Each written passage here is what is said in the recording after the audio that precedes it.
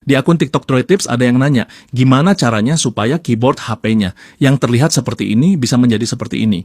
Intinya, dia mau supaya keyboard HP-nya itu ada settingan dan saran kata seperti keyboard di HP saya ini. Jangan khawatir, ini cara balikinnya gampang banget.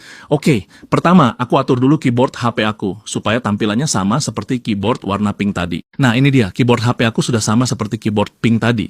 Langkah pertama, kita masuk dulu ke pengaturan keyboard. Caranya bisa dengan menyentuh tombol koma di samping tombol spasi, sampai muncul beberapa pilihan. Habis itu geser jari ke arah ikon gear. Oke, kita lepaskan.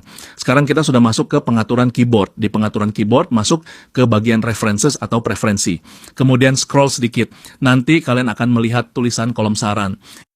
Itu aja sih bagian yang perlu diaktifkan. Sekarang mari kita lihat hasilnya. Nah, itu dia, seperti yang kalian lihat di sana. Sekarang keyboard ini sudah ada kolom saran dan berbagai ikon fitur-fitur keyboard. Mulai dari clipboard, terjemahan, pengaturan, hingga Google Dictate. Kalau kita ngetik, nanti juga bakal muncul beberapa saran kata seperti ini. Semoga bermanfaat, jangan lupa like video ini dan follow akun Droid Tips ya. Sampai jumpa di video tutorial selanjutnya.